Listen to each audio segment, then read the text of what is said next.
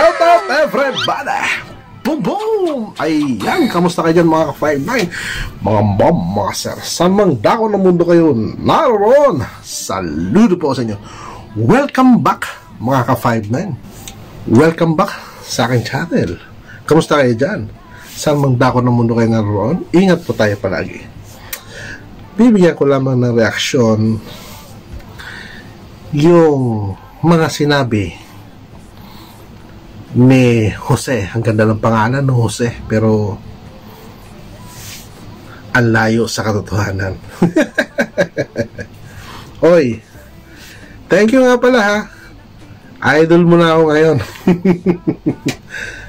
Maraming salamat at hinahangaan mo na ako ngayon. Well mga ka-59, tungkol doon sa sinabi niyang hindi kriminal si Dave. Yes, bakit sinabi ko bang kriminal si Dave? Sinabi ko na maraming mga barumbadong tao sa Divisoria.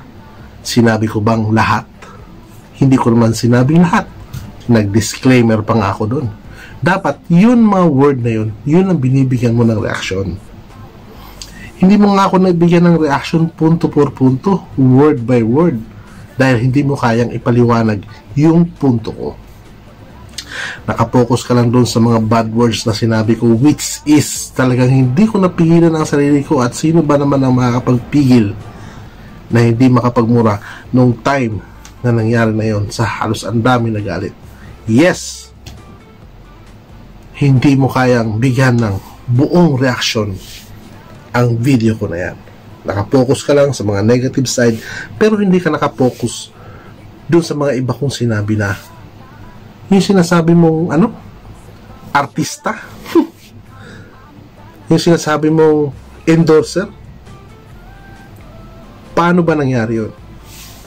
Dapat in-explain mo nang dahil kay Tekram, si Dave na dating kargador ay na-interview sa iba't ibang channel at naging endorser, nakapag-aral. Bakit? Kung hindi ba dahil kay Ramil, mag-i-endorser ba siya? Kung hindi ba dahil kay Ramil, mapag-uusapan siya? Kung hindi ba dahil kay Ramil, ma-i-interview sila? At bakit sinasabi mong siya lang ang na-interview? Diba? Pati si Ramil. Kung magbibigay ka ng reaksyon, Jose, at dahan-dahan sa pagtawa mo, baka matanggal ang pustiso mo. Nakaw, nakakahiya. Kaya pagbutihin mo ang pagtawa mo. Ingat-ingat sa pagtawa, huwag masyadong bugis-ngis, baka mamaya malaglag ang pustiso mo. Anyway, tuloy tayo. Kapag nagbibigay ka ng reaction, dapat bibigyan mo punto por punto. Dapat word per word dun sa mga sinasabi ko. Man, simple lang naman yung mga sinabi ko, pero hindi mo kayang bigyan ng paliwanag. Nakapokus ka dun sa mga bad side, sa mga bad comments ko. Di sana sinabi mo, yes, si Dave ngayon ay iba na, naging endorser na dahil kay Ramil. Credit natin kay Ramil. Ganun mag-reaction. Hindi yung sineset aside mo yung totoong pangyayari. Anong kasing reactor ka kung sineset aside mo yung totoong pangyayari? Pinapatunayan mo lang na ngayon ng ganun ka 80-80, Brad. At ano yung sinasabi mong kriminal? Kagaya ng sinabi ko nitong umpisa ng video ko, kriminal? Hindi ko binanggit na kriminal si Dave. Ikaw ang nagsabi niyan. Ikaw ang nagsabi na kriminal. Ang pagkasabi mo pa ay ano ba yun? Bakit criminal ba si Dave? Di ba? Nanggaling sa utak mo yan. Ibig sabihin, yan yung expression mo. Yan yung gusto mong i-express. Kasi galing sa utak mo. Sabi mo nga, di ba, walang pag-aaral yung ginagawa mong video. Paano ka magiging reactor kung hindi ka mag-aaral? Dapat pinag-aaralan mo bago ka mag-react para alam mo pagdating ng reaction, alam mo kung paano mo siya isa sa buhay. Alam mo kung paano mo siya bibigyan ng reaction kung napag-aralan mo. Ay hindi yung basta ka lang nagre-react. Siyempre, pinag-aaralan din yan. Although, wala tayong script. Ako, wala akong script. Hindi ko lang alam ikaw kung meron ka mga pinapractice. At saka, yung sinasabi mong pinilit kinuha, yan ang sinasabi ko sa yung hindi ka nag-aral. 80-80 ka talaga. Napanood ba lahat ng mga video ni Ramil? Gusto ko, ang sarap nitong sarap nitong tanggalin yung pustiso, tapos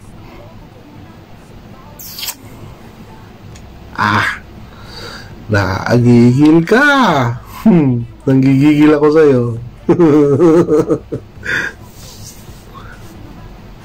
Hindi siya pinilit kunin ni Ramil. Pandemic, tumawag si Dave. Si Cargador, tumawag. Tay, gusto ko na pong tumira sa inyo, kunin nyo na ako rito.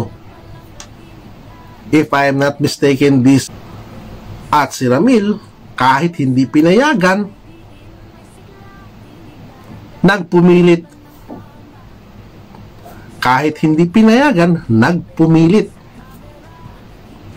Lumuwas na Maynila, kasama si Tech Jun. And then pagbalik nila, quarantine sila doon sa may kulungan ng baboy.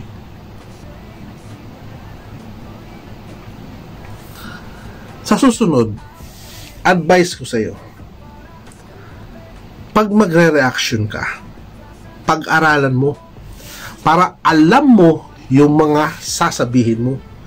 Hindi yung nagsasalang ka na lang basta dyan na reaction pero hindi mo pinag-aralan. Kahit pa live yan, dapat alam mo na kung paano mo dalahin yung live mo. Hindi yung sasabihin mo na hindi mo kailangan pag-aralan. Come on! Para saan pa naging reactor ka? Yes, live yan, pero may plano ka. Meron kang naka-sequence kung paano mo i-perform yung live mo. Hindi yung basta ka na lang sumalang dyan. Di 80-80 ka, tinan mo, mali-mali yung mga sinasabi mo.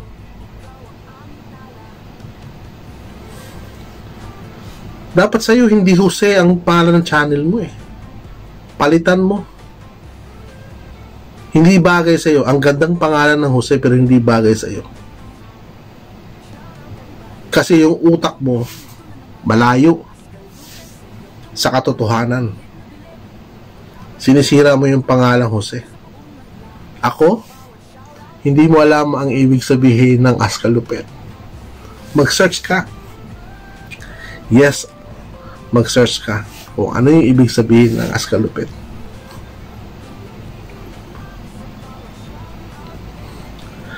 Nakaka-windang lang itong mga ganitong pangyayari ng mga ka-5 day. Akalain mo, mag-reaction, hindi punto por punto. Actually, ayaw kitang i-content sana eh. Marami na akong mga sinishare sa akin ng mga videos mo kung paano ka mag-reaction. Pero, wala. Layo mo, Brad. Yun mga ka-5 na, no? Hanggang dito muna tayo mga ka-5 na. Konting reaction ko lang dito sa Brother Jose na to. Joseph o Jose o whatsoever, kay gandang pangalan, hindi bagay sa mukha mo, hindi bagay sa ugali mo, hindi bagay sa channel mo. Ngayon mga ka-59, paniniwalaan niyo pa ba at pakikinggan yung mga ganyang klaseng mag-reaction? Dapat lang na huwag na kayong sumilip dyan dahil masasayang lang ang oras nyo. Siya nga pala, maraming salamat at hinangaan mo ako sa boses ko. Thank you. Gift Sa akin ni Lord yan. Maraming salamat mga sir. Saan mang dako ng mundo kayo naroon, saludo po ko sa inyo. Ingat tayo mga 5-9 at huwag tayong basta-basta maniniwala kung ano man ang nababasa, ano man ang naririnig natin. Pagsamasamahin natin ito. Ito ba ay totoo o gawa-gawa lamang? Maraming salamat po. Ingat tayo mga sir. Boom boom! Salamat po. Dala-dala niya ang bawat paniniwala sa kanyang mga salita. May aral na mapupulot pa sa likod ng kamera.